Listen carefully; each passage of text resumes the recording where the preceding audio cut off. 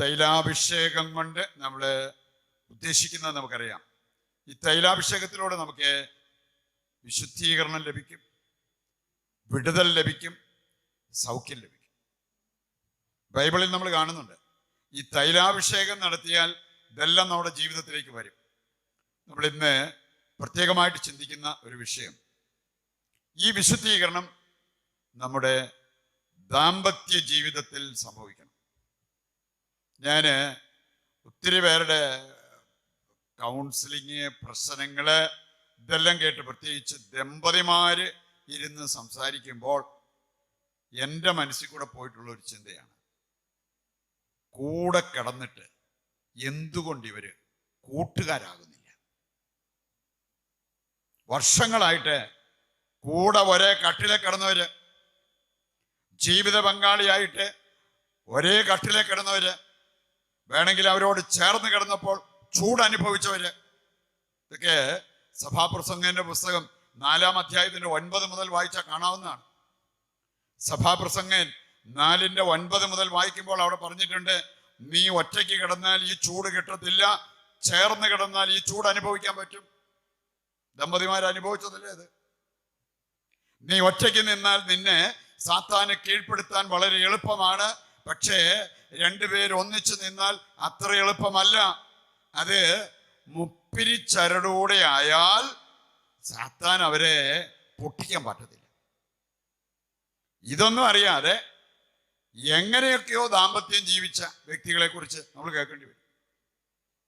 എൻ്റെ പ്രിയപ്പെട്ടവരെ, വിശുദ്ധീകരണം നടക്കേണ്ട വളരെ പ്രധാനപ്പെട്ട ഒരു മേഖലയാണ് ദാമ്പത്യ ജീവിതം, വിവാഹ ജീവിതം. ശ്രദ്ധിച്ചാൽ സുന്ദരമാക്കാവുന്ന ഒരു ഫീൽഡാണ് വിവാഹ ജീവിതം. ശ്രദ്ധിക്കുന്നില്ലെങ്കിൽ വികൃതമാക്കാവുന്ന ഒരു ഫീൽഡാണ് വിവാഹം. അപ്പൊ അതുകൊണ്ട് സുന്ദരമാക്കണമോ വികൃതമാക്കണമോ കെട്ടിയവര് ചിന്തിക്കേണ്ട കാര്യമാണ്, വിവാഹിതര് ചിന്തിക്കേണ്ട കാര്യമാണ്, വിവാഹിതരാകാൻ പോകുന്നവര് ചിന്തിക്കേണ്ട കാര്യമാണ്. ഈ വിവാഹം വികൃതമാക്കണോ സുന്ദരമാക്കണോ? ഒരു മനുഷ്യൻ പറഞ്ഞൊരു കാര്യം, ലോകത്തില് ഒറ്റ ഗെയിം മാത്രമേ ഉള്ളെന്ന് വേണമെങ്കിൽ പറയാം. ഇരു ടീമും നന്നായിട്ട് പ്രകടനം കാഴ്ചവെച്ചാൽ ഇരു ടീമും ജയിക്കും. ഒരു ടീം മോശം പ്രകടനം കാഴ്ചവെച്ചാൽ ഇരു ടീമും അവര് പരാജയപ്പെടും. ഏതാ ഗെയിം? വോളിബോൾ ആണ്.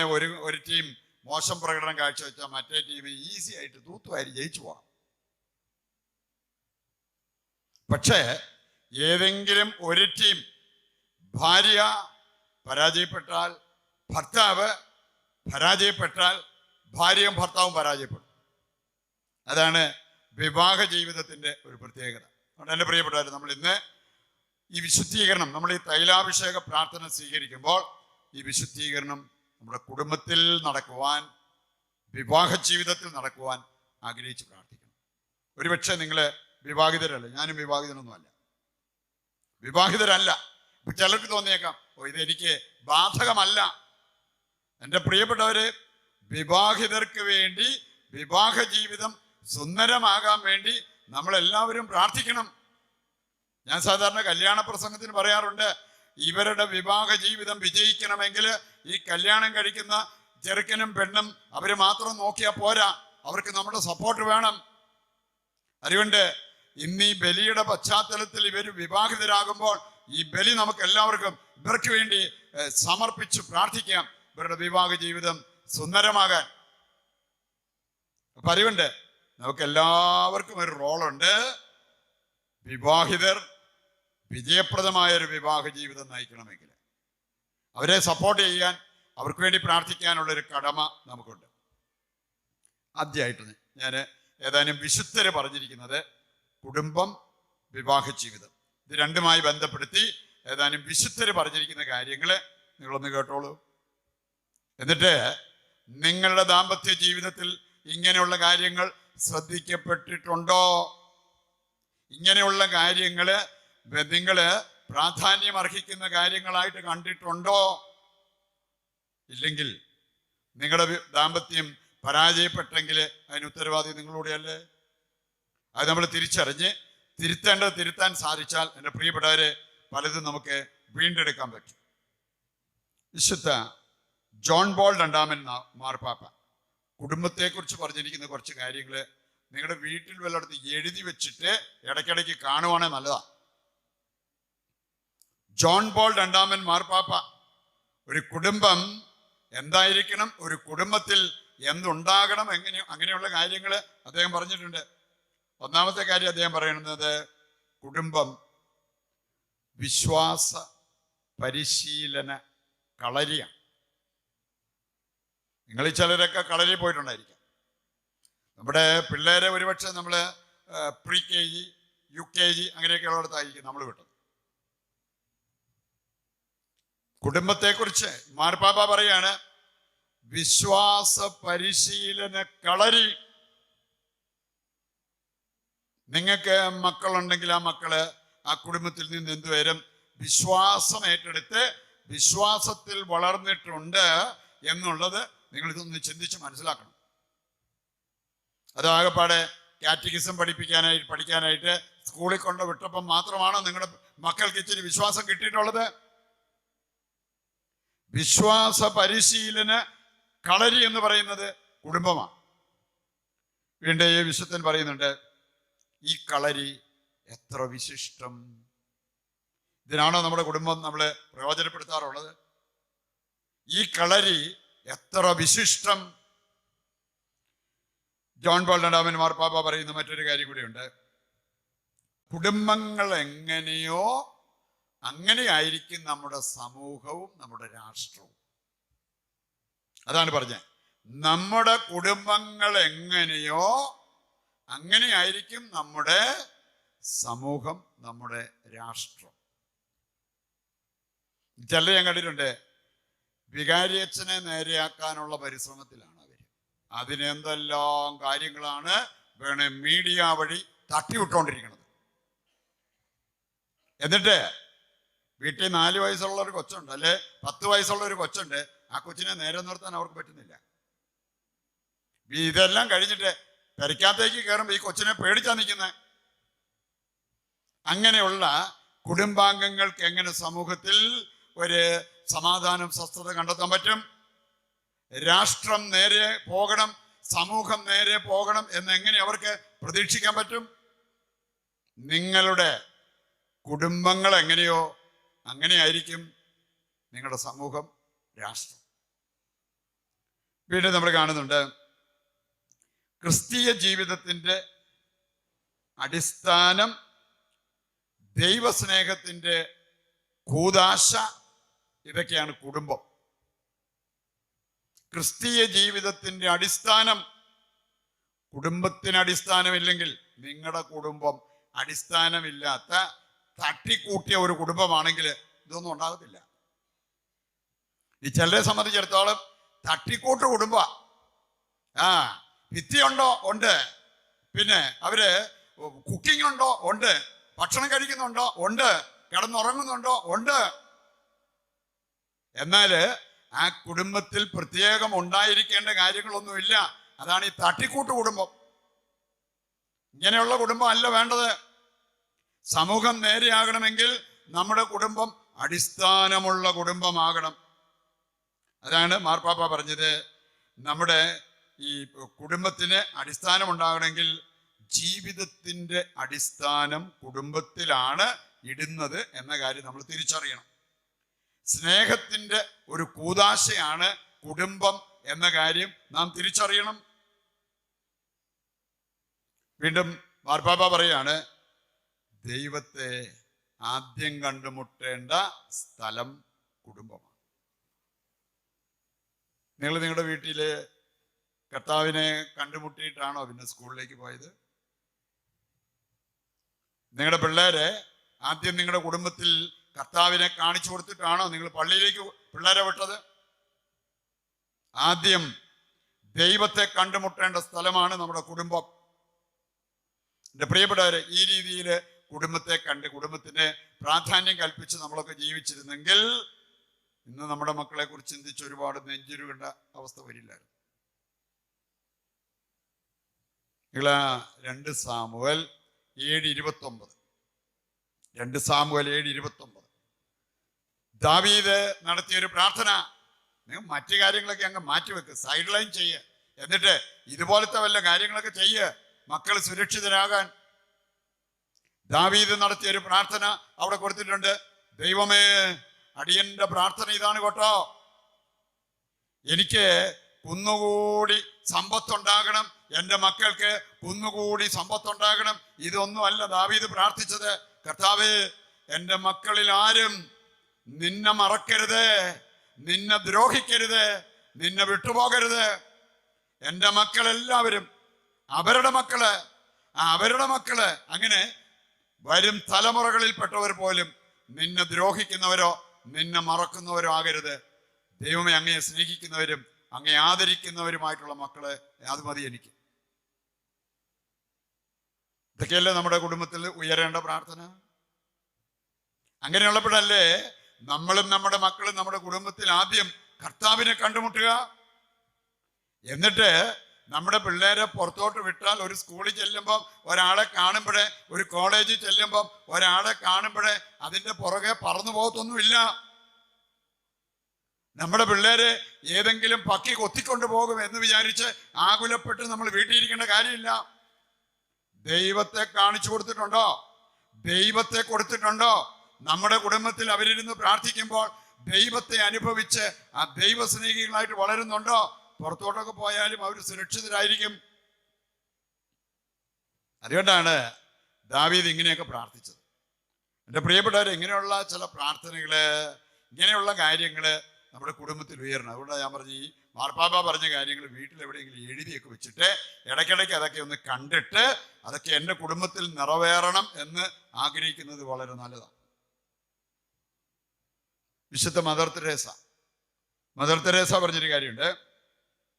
ലോകസമാധാനത്തിന് എല്ലാവരും ഇഷ്ടപ്പെടുന്ന കാര്യമാണല്ലോ അല്ലേ, ലോകസമാധാനം.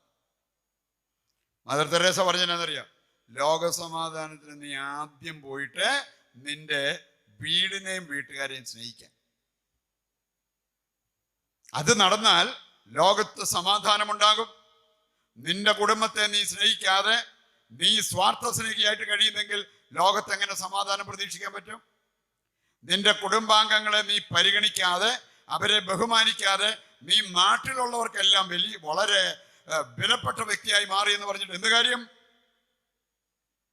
നമ്മുടെ ഏറ്റവും വലിയ അയൽവാസി എന്ന് പറയുന്നത് വീട്ടിൽ തന്നെ നമ്മുടെ കൂടെ താമസിക്കുന്നവരാണ്.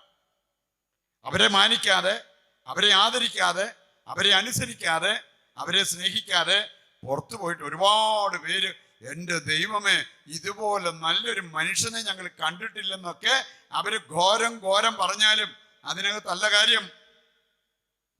അതുകൊണ്ടാ മദർ പറഞ്ഞ്, നീ ശരിക്കും ലോകത്തിൽ സമാധാനം ആഗ്രഹിക്കുന്നുണ്ടെങ്കിൽ ആദ്യം നിന്റെ വീട്ടിൽ പോയിട്ട് നിന്റെ വീടിനെ സ്നേഹിക്കുക, വീട്ടുകാരെ സ്നേഹിക്കുക.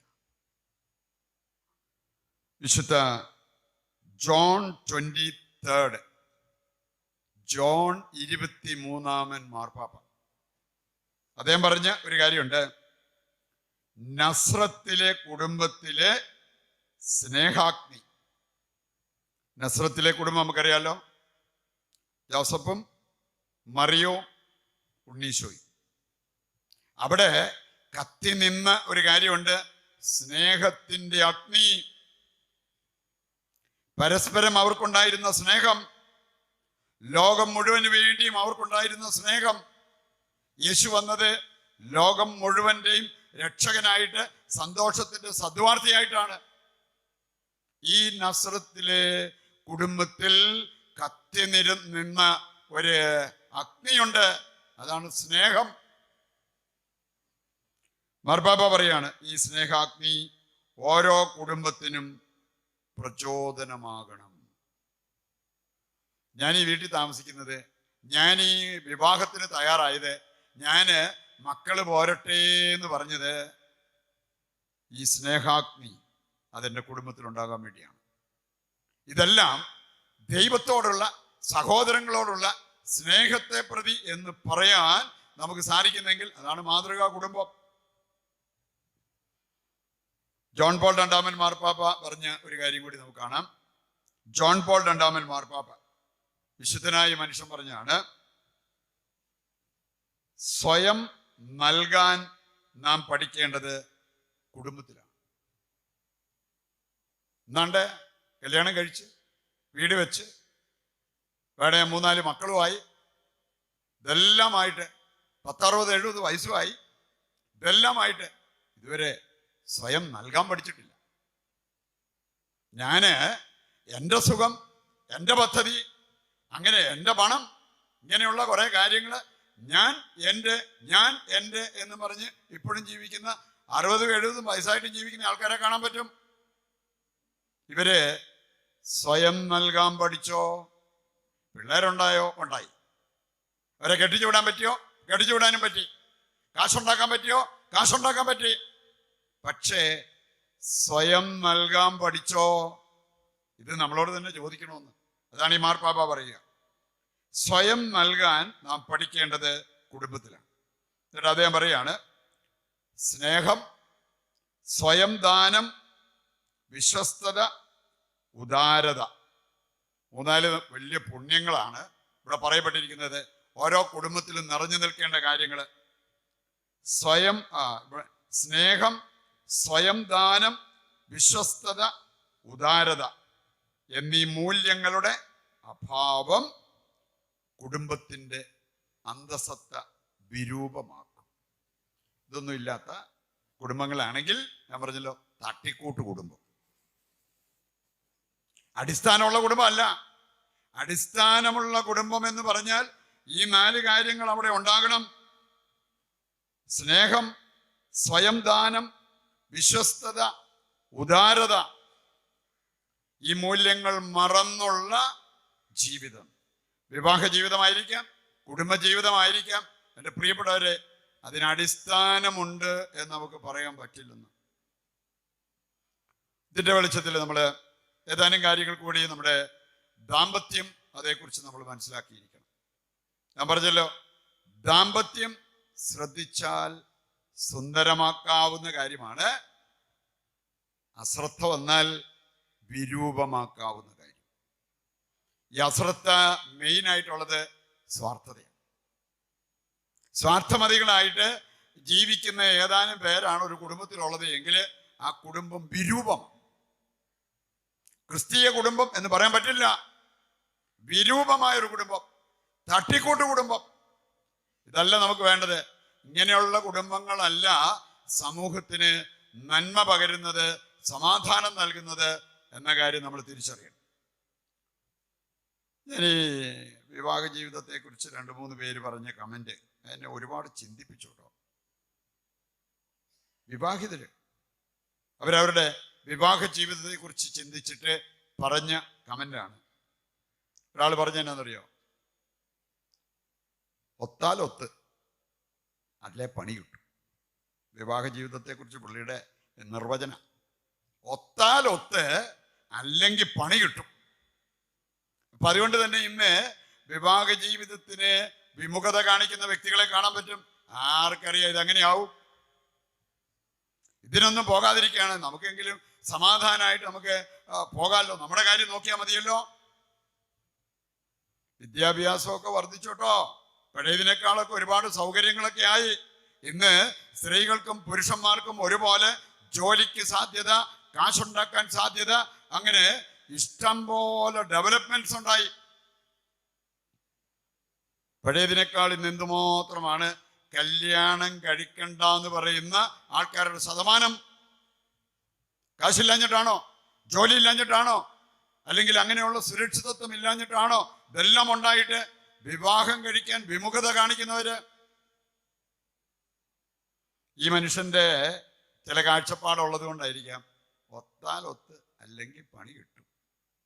അതുകൊണ്ട് എങ്ങനെയെങ്കിലും കടിച്ചു പിടിച്ച് അങ്ങ് പോയാൽ മതി, കല്യാണത്തിനൊന്നും പോകാതിരിക്കുന്നതായിരിക്കും നല്ലത്. വേറൊരാൾ എന്നോട് പറഞ്ഞാണ്, അച്ഛാ, തുണയെന്ന് പറഞ്ഞ് നിങ്ങൾ എനിക്ക് തന്നത് കെണിയായി മാറി. ഭാര്യ അവനെതിരെ കേസ് കൊടുത്തതാ.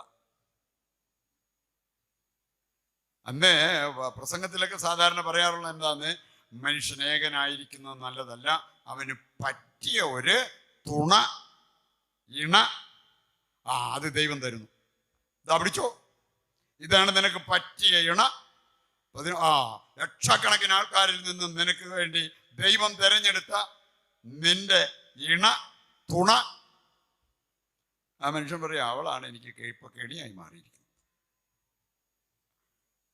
എൻ്റെ അനുഭവം കണ്ടോ? അതാ ഞാൻ പറഞ്ഞേ, ഒരാള് ശ്രദ്ധിക്കാതിരുന്നാ മതി. ഭർത്താവോ ഭാര്യയോ രണ്ടുപേരിൽ ഒരാൾ ശ്രദ്ധിക്കാതിരുന്നാൽ മതി ആ ദാമ്പത്യം തകർന്ന് തരിപ്പണമാകാൻ, അത് വിരൂപമാകാൻ. മൂന്നാമതൊരു ഒരു സ്ത്രീയാ. സ്ത്രീ പറഞ്ഞാണ് വിവാഹ ജീവിതത്തെക്കുറിച്ച് ചിന്തിക്കുമ്പോൾ അവരുടെ മനസ്സിൽ വരുന്നത് ഉന്തി മരം കയറ്റിയ നെഞ്ചു പൊളിയുന്നു. എനിക്കും ആദ്യം പിടികിട്ടില്ല എന്നതാണ്. ഇവർക്ക് വലിയ താല്പര്യമൊന്നും ഇല്ലായിരുന്നു. പക്ഷെ മാതാപിതാക്കൾ നിർബന്ധിച്ച് ആരാണ്ട് അച്ഛന്മാര് കൊണ്ടുവന്ന ഒരാലോചനയാണെന്നും പറഞ്ഞ് അവര് മാതാപിതാക്കൾ പിന്നെ അതിനപ്പുറത്തോട്ടൊന്നുമില്ല അങ്ങനെ പറഞ്ഞ് കല്യാണത്തിന് നിർബന്ധിച്ചത് കൊണ്ട് അന്നത്തെ കാലത്ത് മാതാപിതാക്കളെ നിരസിക്കാൻ പറ്റാതിരുന്നത് കൊണ്ട് ആമേൻ പറഞ്ഞ് കല്യാണം നടന്നു. ഇപ്പൊ അവരുടെ ജീവിതത്തിന്റെ അനുഭവം വെച്ചാ പറഞ്ഞത് ഉന്തി മരം കയറ്റിയ നെഞ്ചു പൊളിയുന്നു. ഇങ്ങനെ വല്ല കല്യാണം നടന്നിട്ടുണ്ടെങ്കിൽ അവര് മാത്രമല്ല അവരുടെ ജീവിത പങ്കാളിക്കും ഇതേ അനുഭവമായിരിക്കും. അതിനോട് സ്നേഹിക്കാൻ പറഞ്ഞാൽ സ്നേഹിക്കാൻ പറ്റും. അതിനോട് എന്തെങ്കിലും കാര്യം നമുക്കൊരു ടൂറ് പോകാം, അല്ലെങ്കിൽ ഒരു സിനിമ കാണാൻ പോകാന്നൊക്കെ പറഞ്ഞ് ഇതിനൊന്നും എന്നതിനാ ഇതൊക്കെ, എനിക്ക് അതിനൊന്നും തോന്നുന്നില്ല. എന്തായിരിക്കാം, അവരെ കെട്ടിച്ചു വിട്ടത് ഉന്തി മരം കയറ്റും പോലെ ആയിരിക്കാം. മനസ്സില്ലാ മനസ്സോടെ ഇങ്ങനെ ഒരു കാര്യത്തിലേക്ക് വന്നതായിരിക്കാം. അതിൻ്റെ ബാക്കി ഭാഗമാണ് കണ്ടുകൊണ്ടിരിക്കുന്നത്. അതുകൊണ്ട് എൻ്റെ പ്രിയപ്പെട്ടവർ, ശരിക്കും നമ്മൾ ഇങ്ങനെയുള്ള മേഖലകൾ വളരെ വളരെ ശ്രദ്ധിക്കണം എന്നുള്ളത് നാം തിരിച്ചറിയേണ്ട ഒരു കാര്യമാണ്. ഗലാത്യർക്ക് എഴുതിയ ലേഖനം 5:15 വായിച്ചാൽ അവിടെ പറഞ്ഞിരിക്കുന്ന ഒരു കാര്യമുണ്ട്. ഗലാത്യർ 5:15. ഒത്തിരി പേര് ദാമ്പത്യം വിരൂപമാക്കിയിരിക്കുന്നത് എങ്ങനെയാണെന്ന് അവിടെ കാണാൻ പറ്റും. ഗലാത്യർ 5:15 ഒരു വായിച്ചോ. നിങ്ങൾ അന്യോന്യം കടിച്ചു കീറുന്ന, നിങ്ങൾ അന്യോന്യം, പ്രത്യേകിച്ച് ദമ്പതിമാരോട് കർത്താവ് പറയുന്ന ഒരു കാര്യമാണ്, നിങ്ങളെ കല്യാണത്തിൽ ഒരുമിച്ച് കൂട്ടിയിരിക്കുന്നത് അന്യോന്യം കടിച്ചു കീറാൻ വേണ്ടി അല്ല. നിന്റെ ജീവിത പങ്കാളിക്ക് ഏതെങ്കിലും വിധത്തിൽ മുറിവേറ്റിട്ടുണ്ടെങ്കിൽ ആ മുറിവ് ഉണക്കാൻ വേണ്ടിയാണ്. നിന്റെ സ്നേഹം കൊണ്ട്, നിന്റെ പ്രാർത്ഥന കൊണ്ട്, നിന്റെ നന്മ കൊണ്ട് നിന്റെ ജീവിത പങ്കാളിയെ നീ സുഖപ്പെടുത്തണം. അതല്ലാതെ കടിച്ചു കീറാൻ വേണ്ടി ലൈസൻസ് തന്നിരിക്കുന്നതല്ല വിവാഹ ജീവിതം. പ്രിയപ്പെട്ടവരെ, ഇതിന്റെ വെളിച്ചത്തിൽ ഏതാനും ചില പ്രധാനപ്പെട്ട കാര്യങ്ങൾ നമ്മൾ മനസ്സിലാക്കിയിരിക്കണം.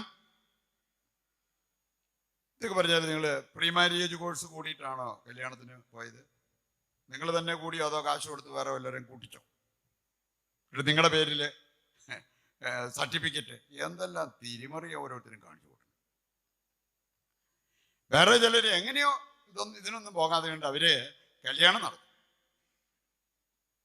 ഈ പ്രീ മാരേജ് കോഴ്സ് ഇങ്ങനെയുള്ള കാര്യങ്ങളൊക്കെ എന്തിനു വേണ്ടിയാണ്?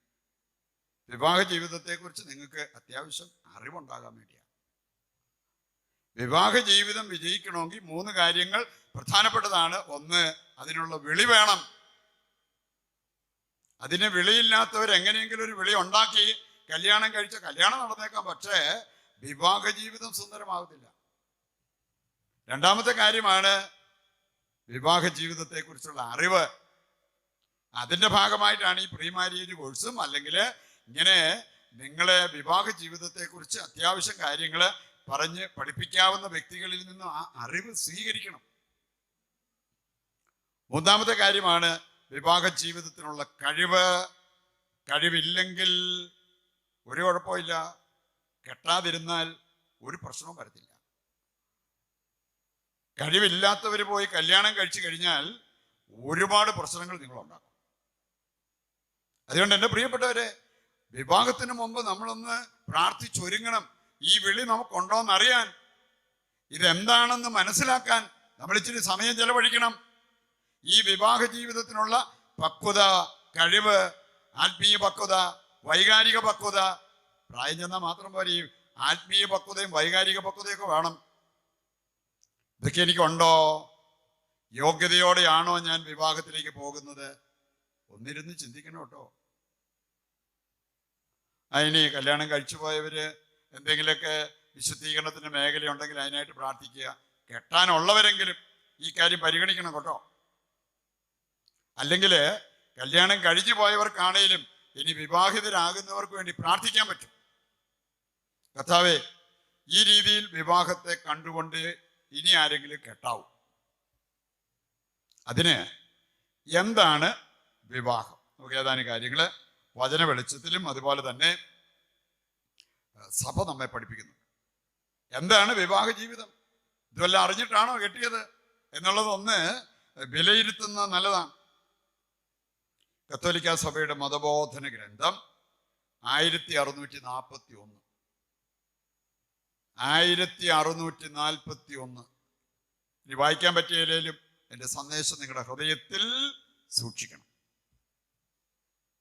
കത്തോലിക്ക സഭയുടെ മതബോധന ഗ്രന്ഥം 1641 പറഞ്ഞിരിക്കുന്നത് കൃപാവരത്തിന്റെ കൂദാശയാണ്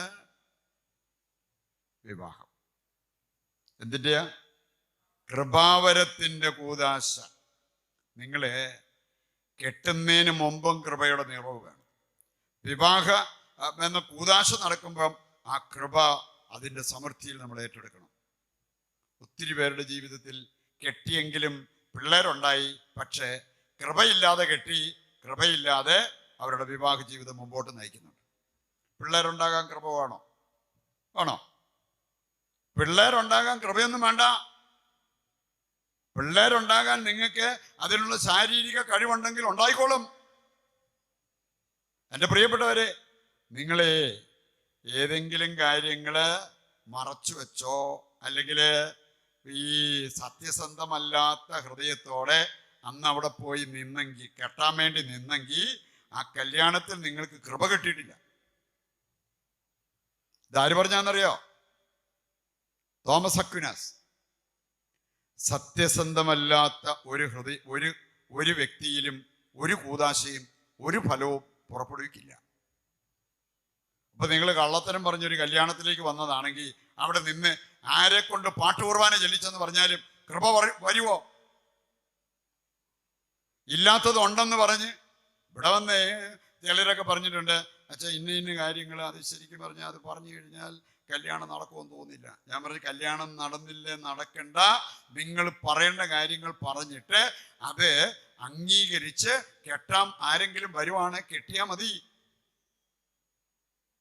കാരണം എന്താണെന്നറിയാം, അല്ലെ കല്യാണം നടക്കും. കൃപ കിട്ടണമെന്നില്ല.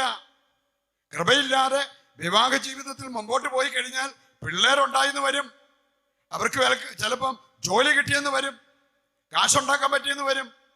പക്ഷെ നിങ്ങളുടെ ദാമ്പത്യം സുന്ദരമാകില്ല. ദാമ്പത്യ ജീവിതത്തിൽ നിങ്ങൾക്ക് സമാധാനം, സന്തോഷം, അത് അങ്ങനെയുള്ള കാര്യങ്ങൾ അനുഭവിക്കാൻ പറ്റുന്നു വരില്ല. പിന്നെ എന്തിനാ കല്യാണം കഴിച്ച് കുറച്ച് പിള്ളേരുണ്ടായെന്ന് പറഞ്ഞ് ഇങ്ങനെ ജീവിക്കുക? If you are not happy. ഞാൻ സാധാരണ ഈ കല്യാണ പ്രസംഗം പറയുമ്പോൾ ഞാൻ പറയാറുണ്ട്, നിങ്ങളായിരിക്കണം, ഭാര്യയും ഭർത്താവും നിങ്ങളായിരിക്കണം ഈ ലോകത്തിൽ ബെസ്റ്റ് ഫ്രണ്ട്സ്, ഏറ്റവും നല്ല സുഹൃത്തുക്കൾ.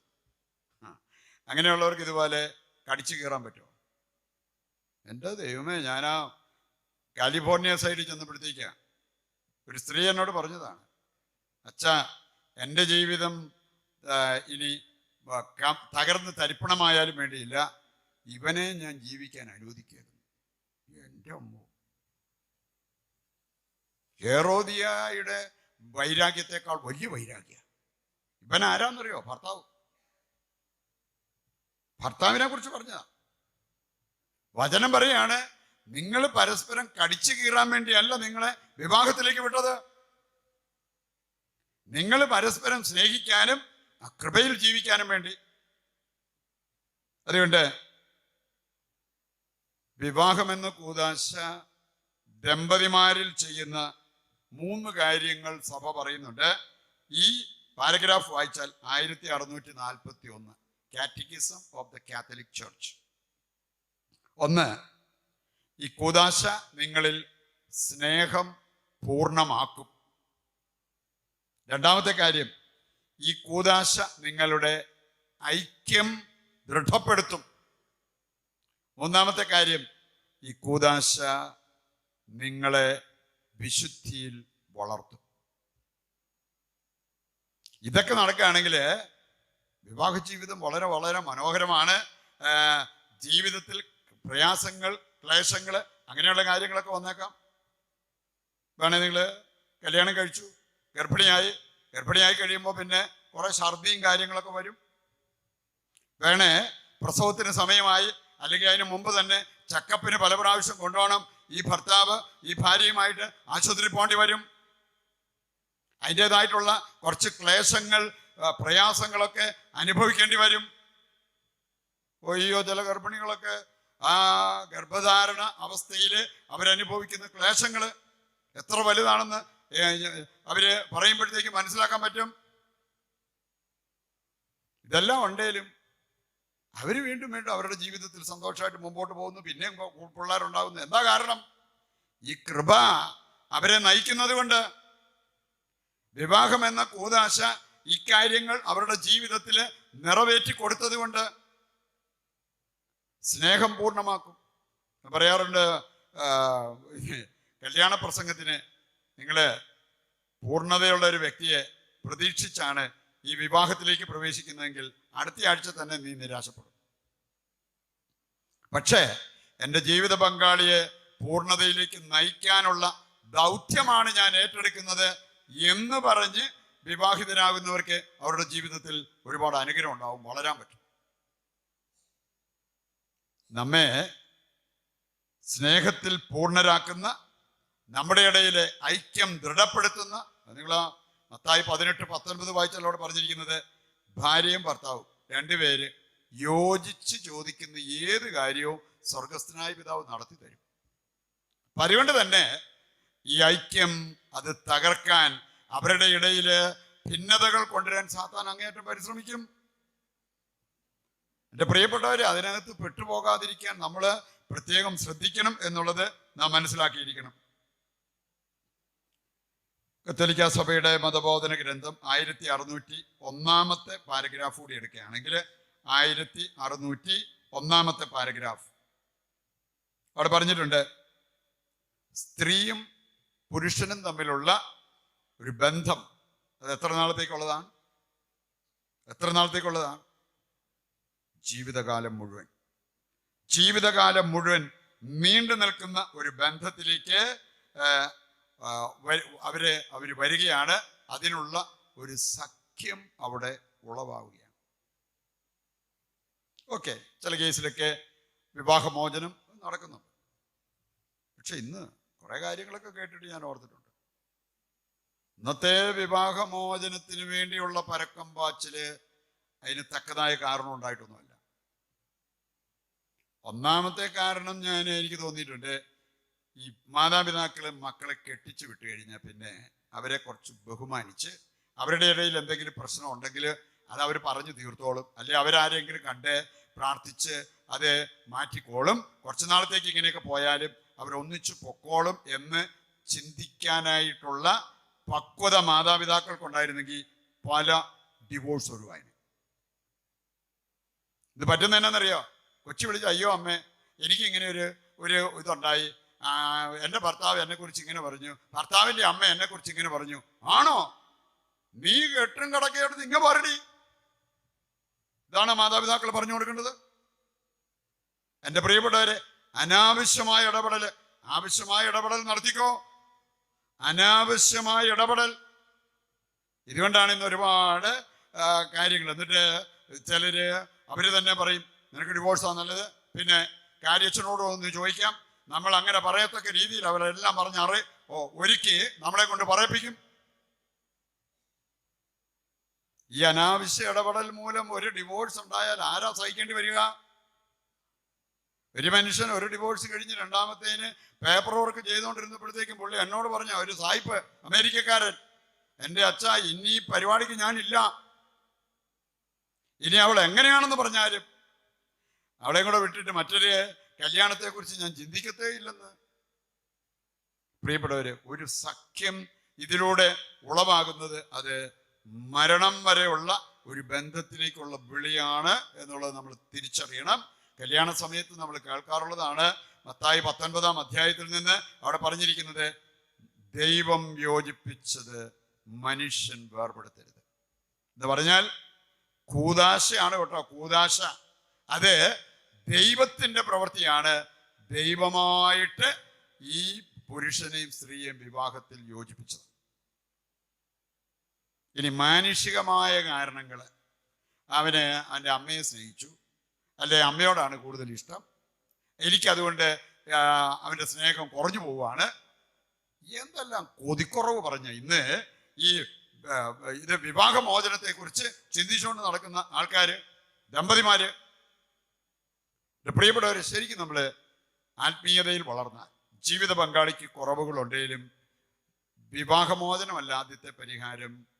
ഞാൻ എൻ്റെ നന്മ കൊണ്ട്, എൻ്റെ പ്രാർത്ഥന കൊണ്ട് എൻ്റെ ജീവിത പങ്കാളിയെ മാറ്റിയെടുക്കണം. 1 പത്രോസ് 3-ാം അധ്യായം 1 മുതൽ വായിച്ചാൽ, 1 പത്രോസ് 3-ാം അധ്യായം 1 മുതൽ അവിടെ പറഞ്ഞിട്ടുണ്ട്, ഭാര്യമാരെ, ഭർത്താവ് വചന വഴിയെ പോകുന്ന വ്യക്തിയല്ലേ? ഭർത്താവ് തെറ്റിലകപ്പെട്ട് കിടക്കുന്ന വ്യക്തിയാണോ? നീ അവനെ നേടിയെടുക്കേണ്ടത് നിന്റെ സംസാരം കൊണ്ടല്ല. ഇന്ന് ചിലര് ആവശ്യത്തിനേക്കാൾ 3 ഇരട്ടി സംസാരിക്കും. വേണേ ഭർത്താവിനെ ആണേലും ഭാര്യയാണേലും കിടത്തി ഉറക്കാതെ കണ്ട് ഉറങ്ങണയാളെ വിളിച്ചെഴുന്നേൽപ്പിച്ചിട്ട് ഇങ്ങനെ കുറ്റം പറഞ്ഞുകൊണ്ടിരിക്കുന്ന, കുറ്റപ്പെടുത്തിക്കൊണ്ടിരിക്കുന്ന, ഉപദേശം കോരി ഒഴിച്ചുകൊണ്ടിരിക്കുന്ന അവസ്ഥകള്. ഇത് ശരിക്കും കുടുംബത്തെ ശിഥിലമാക്കത്തുള്ളൂ. പകരം നിന്റെ നന്മ കൊണ്ട്, നിന്റെ പ്രാർത്ഥന കൊണ്ട് നിന്റെ ജീവിത പങ്കാളിയെ നേടിയെടുക്കണമെന്നുള്ള ആ ഒരു ദൃഢപ്രതിജ്ഞ ഉണ്ടെങ്കിൽ ഒരുപാട് കുടുംബങ്ങൾ, ബന്ധങ്ങൾ നമുക്ക് നേരെയാക്കാൻ പറ്റും.